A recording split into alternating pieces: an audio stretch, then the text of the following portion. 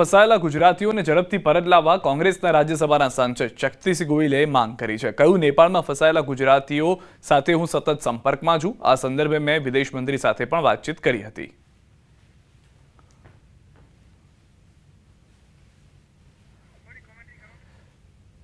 તો હાલમાં જે શિબિર મળી રહી છે જૂનાગઢની અંદર, ત્યાં શક્તિસિંહ આવ્યા હતા, તેમની સાથે વાતચીત કરવામાં આવી હતી। એ દરમિયાન તેઓએ આ નિવેદન આપ્યું છે। भारतीय नागरिको नेपाल में फसाया है। अपना अनेक गुजरातीओ फसाया है।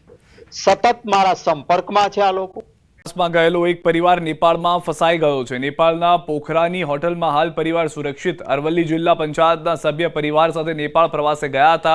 जिला पंचायतना बाल विकास समितिना चेरमेन वीणाबेन खराड़ी परिवार साथे नेपाल में। अरवली जिला कलेक्टरना संपर्क में है परिवार। भारत अने गुजरात सरकार द्वारा परिवार ने सुरक्षित बहार काढवाना प्रयासों। पोखरा में आर्मी कर्फ्यू जोवा मळी रही है। चीनो होटल में परिवार सुरक्षित है।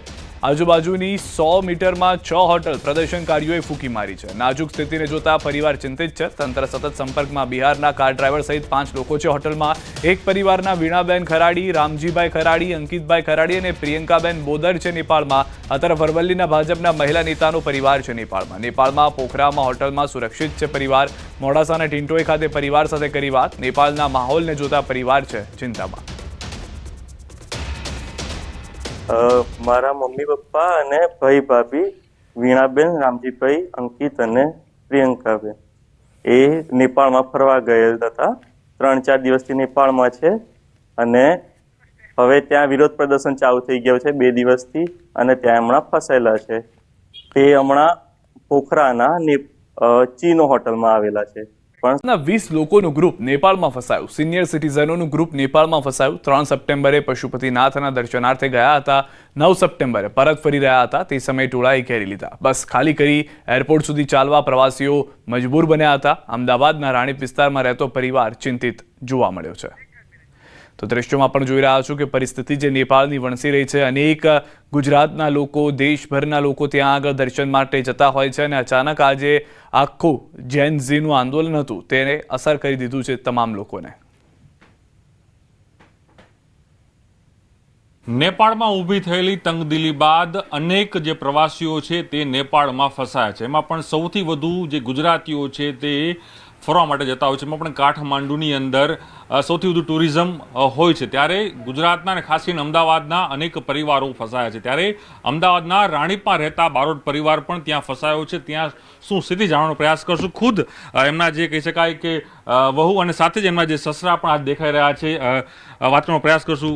બેન, આપણું નામ અને ખાસ કરીને શું થઈ રહ્યું છે ત્યાં? મારું નામ ક્ષમા બારોટ છે।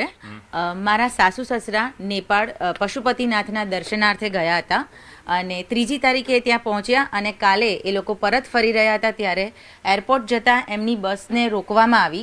25 થી 30 હજારના ટોળાએ એમને ઘેરી વળ્યા અને ત્યાં એમને એવું કહેવામાં આવ્યું કે ક્યાં તો તમે બસ ખાલી કરો અથવા તો અમે બસ સળગાવીએ છીએ। મારા સાસુ સસરા સાથે બીજા 20 જણા એમના સાથે ગ્રુપમાં હતા। એ દરેક ઓલમોસ્ટ સિનિયર સિટીઝનના એજના છે અને એ વખતે એ લોકોને એવી ફરજ પડી કે લગેજ સાથે એમને ઉતરી જવું પડ્યું અને ત્યાંથી ચાલતા ચાલતા 5 થી 7 કિલોમીટર દૂર એરપોર્ટ હતું ત્યાં એ લોકો ચાલતા લગેજ સાથે જતા હતા। વચ્ચે એમના પર ટીયર ગેસ છોડવામાં આવ્યા અને ખૂબ મુશ્કેલીથી એ લોકો એરપોર્ટ પહોંચ્યા કાલે અને એરપોર્ટ પહોંચતા જ એરપોર્ટ બંધ થયાના સમાચાર આવ્યા। ચોક્કસ આપણે વાત તમારા જે સસરા છે વાત કરાવશું। જી ચોક્કસ આપ જોઈ શકો છો, હું તો આપણે જે દ્રશ્યો બતાવી રહ્યો છું તે અંકલ પણ ત્યાં જોવા મળી રહ્યા છે, વડીલ પણ।